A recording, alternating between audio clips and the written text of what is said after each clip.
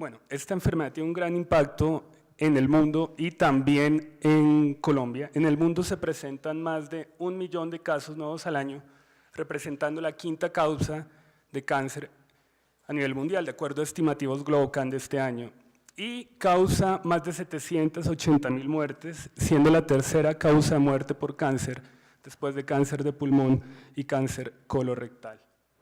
Hay una gran variabilidad geográfica. Los países que tienen las mayores tasas de incidencia y mortalidad son aquellos que están en el este de Asia, algunos países de Europa Oriental, en Sudamérica los países que estamos por la cordillera de los Andes y algunos países de Centroamérica. Se estima que cerca del 70% de los casos y 75% de las muertes se presentan en países menos desarrollados. En Colombia sí que es un verdadero problema de salud pública. En nosotros es la cuarta causa de cáncer, pero la primera causa de muerte por cáncer, con más de 5.500 muertes cada año.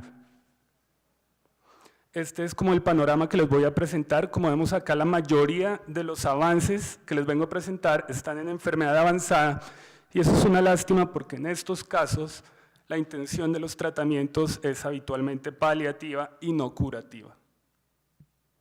En cáncer gástrico localizado, ¿qué nos traen los avances en los últimos años? Y me permití tomar una ventana de tiempo de más o menos 3 años para acá para presentarles los avances. En cáncer gástrico localizado tenemos que se define el mejor esquema de quimioterapia perioperatoria. En esta enfermedad, la piedra angular del tratamiento en etapas no metastásicas es la cirugía. Y la cirugía aparece en cáncer de estómago en el año 1881, cuando el profesor Christian Theodor Billroth en Viena realiza la primera gastrectomía exitosa en una mujer de 43 años con cáncer de píloro. Esta mujer viviría 4 meses y medio después, y esto nos refleja el mal pronóstico que tiene esta enfermedad. Incluso para los años 1960 y 70, las distintas series en países desarrollados nos mostraban unas supervivencias globales a 5 años que iban de un 4.7 hasta un 17%. Y esto lleva a reconocer que se requiere un tratamiento multimodal que incluye otras estrategias, otros tipos de tratamientos como quimioterapia y radioterapia. Hay 2 tipos de estrategias para el manejo del cáncer gástrico localizado. La primera es la que consiste en la quimioterapia perioperatoria. Esta estrategia lleva quimioterapia antes de la cirugía, luego cirugía y posteriormente más quimioterapia. Y la segunda es la estrategia adyuvante, donde se empieza con cirugía y posteriormente vamos a dar quimioterapia o quimioradioterapia para tratar de disminuir las tasas de recaída y mejorar la probabilidad de curación definitiva. Estos 3 estudios que les presento aquí resumen la evidencia de lo que hicimos nosotros en la primera década de los años 2000. Como estrategia adyuvante, dimos en algunos pacientes quimioradioterapia, el protocolo McDonald, que comparado con cirugía, dar este protocolo de 5-fluorouracilo, folinato de calcio y radioterapia, mejoró la supervivencia global a 5 años y la supervivencia libre de enfermedad. Y en el esquema perioperatorio tuvimos 2 estudios, que fue el ensayo clínico MAGIC del Reino Unido y el ensayo francés ACCORD 7, que mostraron también una mejora absoluta de la supervivencia global a 5 años en un impacto similar al del McDonald. Vemos acá que mejoraron de un 13 a 14% contra la cirugía sola. Nosotros siempre nos preguntamos el real papel de la epirubicina, puesto que en el estudio francés un protocolo de 2 drogas con cisplatino, fluorouracilo, nos daba beneficios similares a un protocolo de 3 drogas. Pues bien, el año pasado, ¿qué nos trae? Nos presentan los datos de un ensayo clínico alemán que se llama FLOT4. Este ensayo clínico es un ensayo fase 3 que le autoriza a más de 700 pacientes a un esquema nuevo que lleva 5-fluorouracilo, leucovorino, oxaliplatino y 2-cetaxel, y lo compara con el esquema del protocolo MAGIC. Y lo primero que se vio aquí es que la posibilidad de resección curativa o R0 mejoró de forma significativa con el nuevo protocolo FLOT. Y los desenlaces finales también, por ejemplo, supervivencia libre de enfermedad y supervivencia global, fueron claramente positivos, favoreciendo el nuevo protocolo FLOT con unas tasas de supervivencia global a 5 años de un 45 contra un 36%. Este 36% era similar a lo que nos presentaba el protocolo MAGIC del grupo inglés. Y entonces tenemos un nuevo estándar de tratamiento en cáncer gástrico en la estrategia perioperatoria, que es usar este protocolo FLOT. Y en un paciente que de pronto tengamos con un estado funcional bajo o una comorbilidad significativa, dar una dupleta con platino y fluoropirimidina es una opción bastante razonable. Aquí les presento una comparativa de la supervivencia global a 5 años en ensayos clínicos seleccionados. Aquí arriba vemos lo que nos dan las estrategias perioperatorias y aquí abajo vemos 3 ensayos asiáticos que usan la estrategia adyuvante, que empieza por cirugía y luego la quimioterapia posoperatoria. No podemos hacer una comparación directa, esto no tiene una importancia académica. ¿Por qué razón?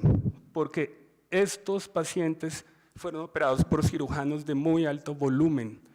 En Asia tienen mucha experiencia en el manejo del cáncer gástrico.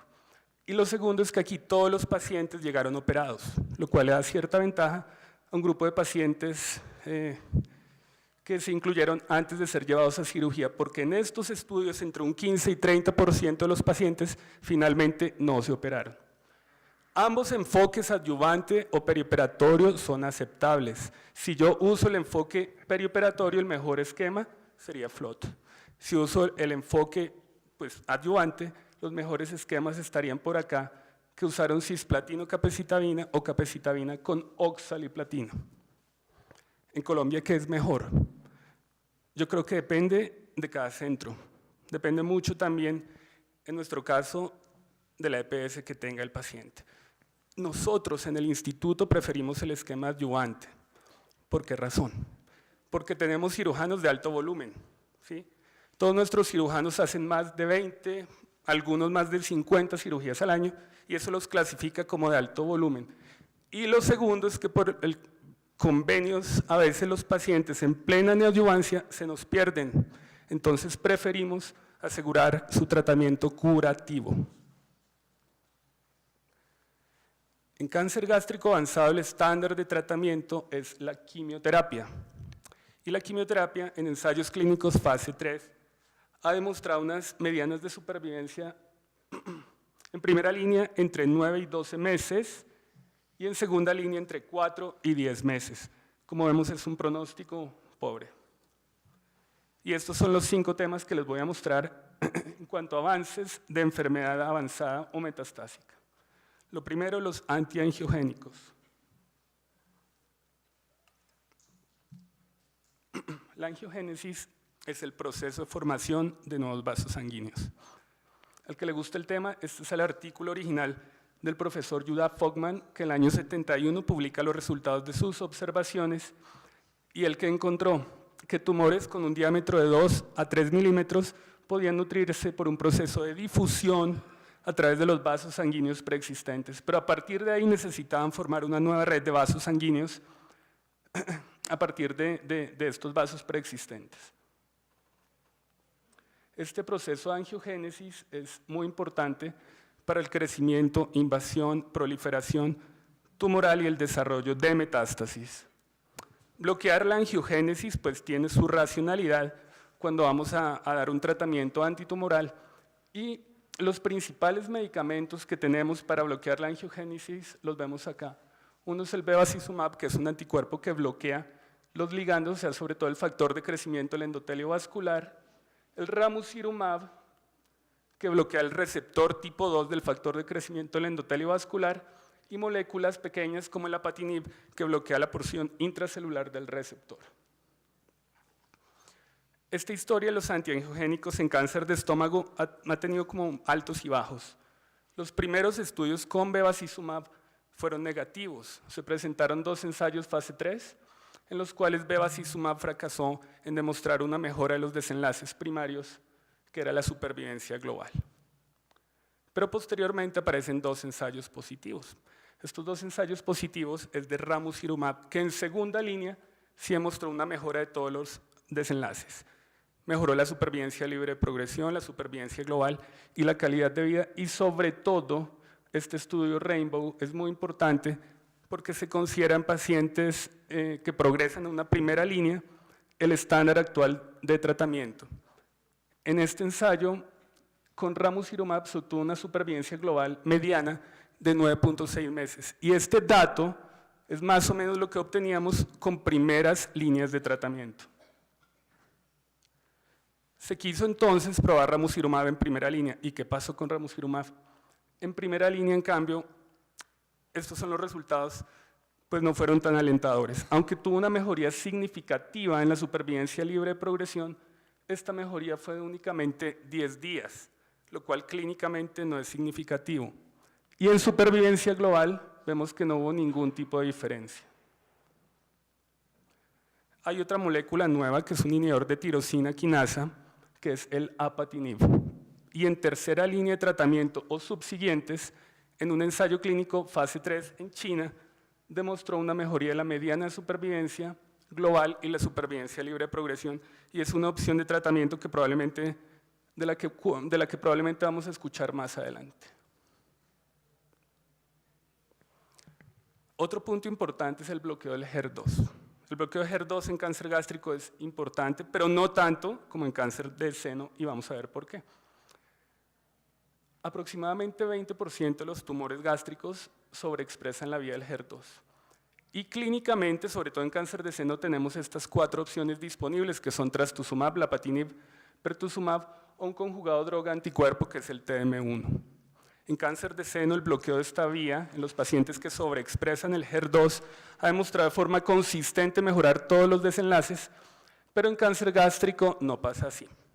En primera línea de tratamiento de enfermedad avanzada hay un ensayo clínico que es el TOGA, es un ensayo clínico fase 3, que en pacientes con cáncer gástrico HER2 positivo demostró que al añadir trastuzumab a la quimioterapia mejorábamos todos los desenlaces, la respuesta global, la supervivencia libre de progresión, y alcanzamos medianas de supervivencia global de 13.8 meses, que es un dato en cáncer gástrico pues, bastante bueno. Pero este estudio incluyó algunos pacientes que eran HER2 negativos. Si limitamos el análisis solo a los HER2 positivos, realmente estos pacientes vivieron 16 meses, que es una cifra, como les digo, bastante alentadora. Pero tuvimos luego otras moléculas anti-HER2 que tuvieron resultados negativos, tanto en primera línea, el pertuzumab en el estudio Jacob, o lapatinib con este estudio Triologic, y en segunda línea también lapatinib y trastuzumab emtansina fracasaron en demostrar una mejora de los desenlaces de supervivencia. Hay otro campo de estudio muy interesante en cáncer en general, que es el tratamiento de las células madre de cáncer o cancer stem cells.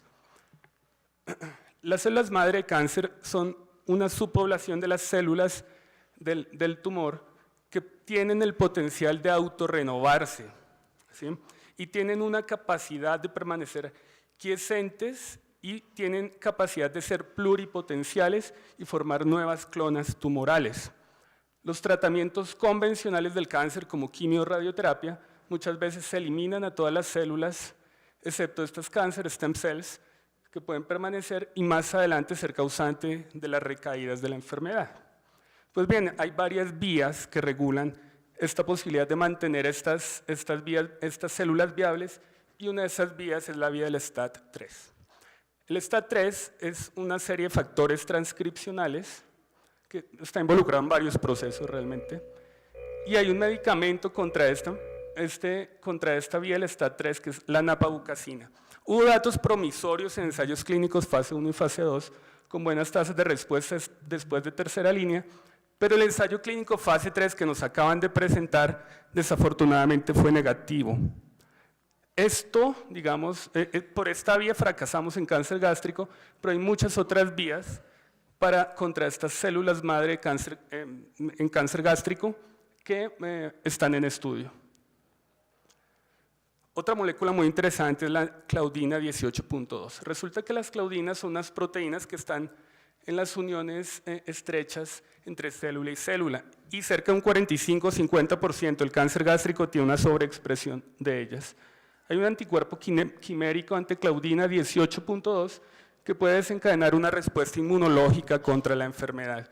Y esto es bastante promisorio. Tenemos los datos de un ensayo clínico fase 2 en los cuales se comparó quimioterapia con el anticuerpo o quimioterapia sola en pacientes que eran sobreexpresores de claudina 18.2 en al menos 40% de las células tumorales. Y que se encontró que los pacientes que recibieron el anticuerpo tuvieron una mejor supervivencia libre de progresión y supervivencia global. Y si llevábamos el punto de corte a más del 70% de las células tumorales, llegábamos a unas medianas de supervivencia de 16 meses.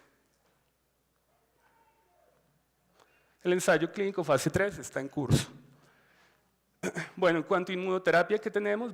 Pues ya esto han hablado mucho. Aquí tenemos las opciones de tratamiento de anti-PD1, anti-CTLA4 o anti-PDL1. Pero básicamente lo que quiero mostrarles aquí es que han habido, digamos en cáncer gástrico, este campo todavía está poco explorado. Después de un par de ensayos clínicos fase 1, llegaron estos ensayos clínicos fase 2. Y aquí básicamente en esta cohorte, el Keynote 059, que pudimos ver que es posible combinar pembrolizumab, un anti-PD1, con quimioterapia, y en el Checkmate 032, que es posible combinar dos medicamentos de inmunoterapia como ipilimumab y nivolumab. Y en la cohorte 1, que eran pacientes después, o sea, de 2 a 5 líneas previas de tratamiento, o sea, pacientes muy severamente tratados, el pembrolizumab demostró unas tasas de respuesta del 11% y una supervivencia global mediana de 5.6 meses. Uno puede decir que 11% de tasas de respuesta es baja, pero veamos que los que respondieron en este spider plot, vemos que quedaron respondiendo por largo tiempo. Y en pacientes con PDL1 positivo en inmunohistoquímica, la tasa de respuesta fue un 15% y en los que tenían alta inestabilidad microsatelital de un 57%. Y aquí ya contamos con dos ensayos clínicos fase 3. Uno es el Keynote 061, que para hacerles esto rápido, básicamente también mostró que los pacientes con alta inestabilidad microsatelital tenían unas tasas de respuesta bastante mejores. Y la mediana de supervivencia global pues fue similar en ambos grupos, pero en el punto de corte de supervivencia a 12 meses, si el grupo de pembrolizumab fue superior al del paclitaxel con el cual se comparó. Nivolumab tiene su estudio también, es un estudio asiático donde se comparó nivolumab contra placebo, pero para tercera línea o subsiguientes de tratamiento y demostró una ventaja pequeña en mediana de supervivencia de 1.1 mes. Lo más importante aquí que quiero mostrarles es que la inmunoterapia uno tiene que juzgarla un poco diferente. Estas son las supervivencias en el Keynote 061, que fue un estudio negativo en supervivencia global. En la mediana de supervivencia la diferencia fue menos de un mes. Y el estudio Attraction 2, que fue en nivolumab contra placebo, vemos que en la mediana de supervivencia la diferencia fue de 1.1 meses. Pero ¿qué pasa? Veamos que si tomamos un punto de tiempo, por ejemplo el Keynote 61, que pasa a los 18 meses, que el grupo de pembrolizumab estaban vivos un 26% y del grupo de paclitaxel solamente un 15%, más de un 10% de diferencia absoluta. Y en el Attraction 2 de nivolumab contra placebo estaban vivos a 18 meses, un 16% contra un 5%. El reto en inmunoterapia es identificar cuáles van a ser este 26% o este 16% de pacientes en los cuales vamos a lograr largas supervivencias en personas que tenían un pronóstico tan pobre. ¿Qué viene ahorita? Básicamente en la inmunoterapia es el problema de la toxicidad financiera. Entonces necesitamos dos cosas. La primera, buscar predictores de respuesta, saber a quiénes les sirve el tratamiento. Probablemente los mejores que tenemos hasta el momento son la inestabilidad microsatelital y la carga tumoral total. Y lo segundo es mejorar el porcentaje de respondedores. Y eso lo podríamos hacer haciendo combinaciones con otros medicamentos de inmunoterapia, con quimioterapia, con antiangiogénicos, con terapia anti-HER2 o con radioterapia buscando un efecto abscopal. Hay múltiples estudios, fase 2 y fase 3 en curso. En el instituto estamos llevando a cabo algunos de ellos. Y finalmente los dejo para terminar con esta frase de Benjamin Franklin. Una onza de prevención vale más que una libra de curación. Muchas gracias.